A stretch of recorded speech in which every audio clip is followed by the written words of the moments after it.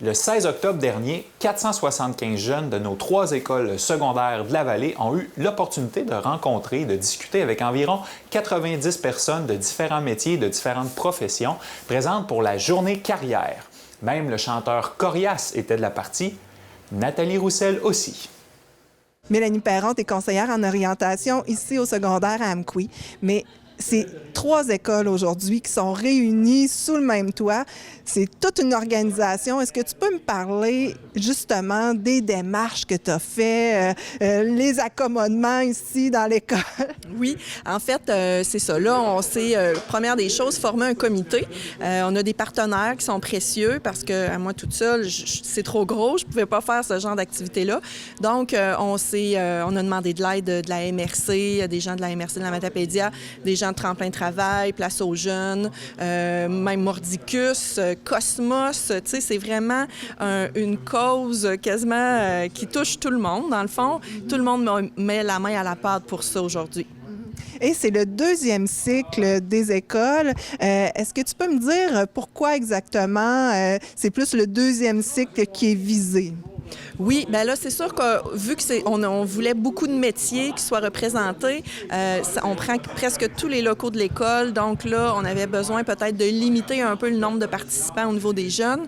C'est important quand même que le jeune réfléchisse au début du secondaire à qu'est-ce qu'il veut faire plus tard, peut-être pas en détail, mais qu'il commence à y réfléchir, c'est bien. Mais pour aujourd'hui, on a décidé de se concentrer sur le 2e cycle parce que c'est eux autres qui sont le plus touchés par leurs choix qui s'en viennent à grands pas, les choix de cours, les choix de carrière et tout ça. Donc, on y va avec le 2e cycle. Et dis-moi, comment vous avez fait la sélection de ceux qui viennent parler de leur métier ici aujourd'hui? Oui, on a eu des anciennes éditions par le passé, donc on avait déjà une banque de métiers. On avait sondé les jeunes, on leur avait demandé quel genre de métier vous aimeriez entendre parler.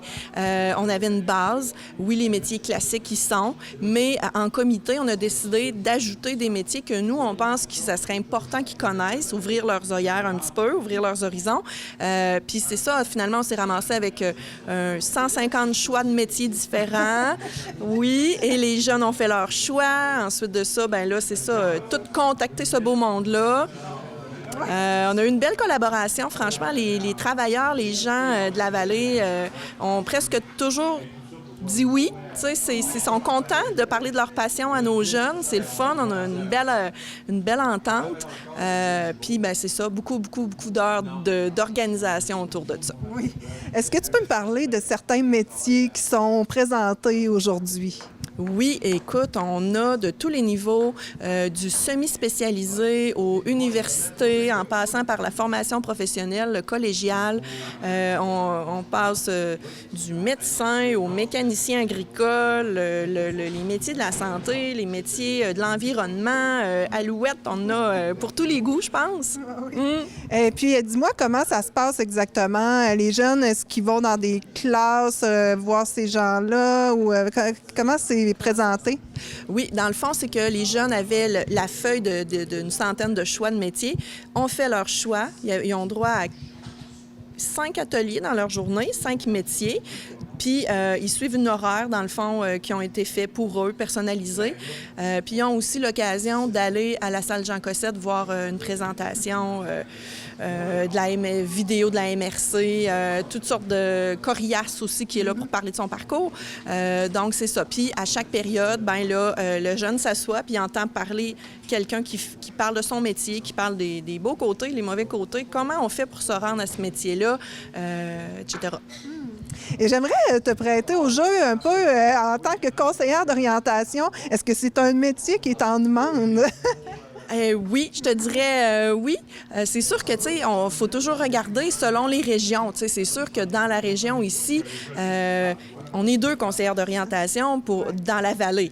Donc, la chance d'avoir un poste, mais je vous dirais qu'il y a quand même un taux de roulement. Il y a des gens qui viennent, qui vont, qui repartent des congés de maternité.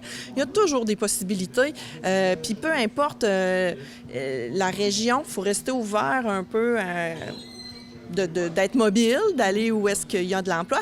Mais là, on tombe dans une ère où il y a beaucoup de besoins. Il va y avoir des besoins. C'est quoi les métiers en demande? Je vous dirais, c'est tous les métiers qui vont être en demande. On va même manquer de monde. Donc, on y va vraiment avec nos passions et puis avec ce qui vient nous inspirer aujourd'hui. Alors, merci beaucoup, Mélanie. Toute une organisation. Chapeau. Merci d'être là. Étienne, tu as choisi de venir parler de ton métier ici à la Journée Carrière. Dis-moi, de quelle façon tu vas présenter ton métier exactement? Donc, j'ai fait une petite présentation avec un diaporama pour expliquer l'ensemble de mon processus d'études aussi, qui est quand même important pour eux de savoir c'est quoi, parce qu'ils vont sortir du secondaire, ils vont ensuite aller continuer leur étude s'ils veulent devenir paramédic. Et j'ai aussi expliqué c'est quoi être un paramédic.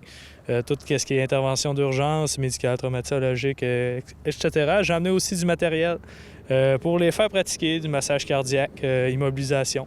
Donc, j'essaie de les impliquer pour vraiment qu'ils aient la passion autant que moi. Et qu'est-ce qui t'avait incité, toi, à l'origine, là, avant d'étudier là-dedans? Moi, ça a parti du fait que je voulais être dans le domaine de la santé, mais j'aime pas ça, la redondance et tout. Donc, je crois que le métier d'ambulance est vraiment un très bon domaine pour moi. Il n'y a pas une journée de pareil. J'aime beaucoup le fait aussi que c'est un métier physique. C'est un métier qui nous apporte beaucoup d'événements. Parfois plus triste, mais il faut savoir gérer un peu tout ça. Mais j'adore mon métier et je suis vraiment content de l'avoir. Alors, merci beaucoup. Et puis, on te souhaite une super journée et plein de recrues. Merci. Michel, on te voyait tantôt sur scène pour parler des métiers non traditionnels. Dis-moi, toute l'organisation aujourd'hui là, pour Corias, entre autres, c'est toi, mais c'est aussi ton équipe. Et évidemment, la journée carrière a été organisée évidemment par l'école secondaire Armand-Saint-Onge pour tous les jeunes de la vallée de la Matapédia, des secondaires 3 à 5. Et ils sont venus nous voir pour justement parce qu'on voulait parler cette année un peu plus des métiers non traditionnels. Donc, ils sont venus nous voir parce que nous, notre spécialité, c'est la diffusion de spectacles.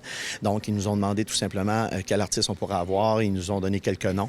Et Corias était sur la liste. Donc, on a commencé les négociations directement avec l'agent de Corias pour savoir un petit peu qu'est-ce qu'il voulait nous offrir. Donc, il y a des belles conférences sur son cheminement. Et on sait que c'est un métier évidemment non traditionnel. C'est un rappeur vraiment connu au Québec et un peu partout dans le monde. Donc, présentement, au moment où on se parle, il est sur scène. Il y a à peu près 250-300 jeunes dans la salle. Donc, les jeunes l'écoutent attentivement parce que c'est vrai que dans la Matapédia, il y a plusieurs corps de métiers qu'on voit très, très, très souvent. Mais les métiers un petit peu, ce qu'on appelle les métiers underground un peu, les gens ne sont pas au courant que pour faire des spectacles, entre autres, lors d'une journée, on peut être 8 à 10 techniciens. Sur un festival, c'est la même chose. Et il y a des jeunes aussi qui gagnent leur vie. Les gens le savent pas, mais il y a des jeunes qui gagnent leur vie à la salle Jean Cossette et en technique de scène, entre autres, à faire du spectacle dans la vallée de la Matapédia. Il y a une belle émergence aussi de la culture ici dans la Matapédia et on peut dire que tu y contribues. Est-ce que tu peux parler des spectacles qui s'en viennent pour Diffusion Mordicus? Écoute, il y a énormément de shows qui s'en viennent. Tu sais que dans la vallée de la Matapédia, c'est au moins 150 événements culturels qu'il y a annuellement. C'est assez énorme et on travaille à peu près dans tous ces événements-là. Ce qui s'en vient, écoutez, on a de plus en plus de shows à guichet fermé. Ladies Night, qui est la plus grosse production qui s'en vient dans une semaine, affiche complet. Et on vient d'avoir des spectacles qui affichent complet. Simon Leblanc, ça affiche complet. On a les Grandes Crues qui s'en viennent. Il reste à peu près 60 billets pour les 2 représentations. Michel Rivard qui s'en vient avec sa grosse production. Je le dis tout le temps, Diffusion Mordicus est maintenant sur la carte des plus gros spectacles au Québec. Donc, les producteurs nous appellent. Donc, je vous dirais que la programmation qui va sortir à la fin novembre pour le printemps va être aussi grosse que celle qu'on vient de présenter. On est sur une belle lancée. On s'est relevé magnifiquement de l'épisode de l'amiante. Les gens sont restés là. On a même 50 d'augmentation à la billetterie versus la dernière année qu'on était à la salle. Donc, il y a plein de spectacles. On en fait 62 à 64 annuellement. Avant, on en faisait seulement 27. Donc, ça donne une idée que la salle Jean Cossette, qui appartient aux Matapédiens, est très, très, très fréquentée. Pas seulement par les gens de la Matapédia, mais il y a beaucoup de gens de Matane, Rimouski, Montjoly, des plateaux de Campbellton, Nouveau-Brunswick, un peu partout, qui sont membres et qui fréquentent la salle Jean Cossette. C'est près de 1200 abonnés juste à l'infolette. Et lorsqu'on fait des vidéos de présentation, écoute, on rejoint 1000, 2000, 3000 personnes. On a même une vidéo qui a rejoint près de 12 000 personnes. C'est une vidéo qui a été vue. Donc, on est sur une belle lancée, donc on poursuit. C'est grâce justement aux gens qui fréquentent la salle. Alors, merci beaucoup et de faire vivre des choix de carrière qui sont plus rares, mettons. Mais merci beaucoup, Nathalie. Merci à la TVSA, évidemment, d'être toujours là pour couvrir ces beaux événements-là.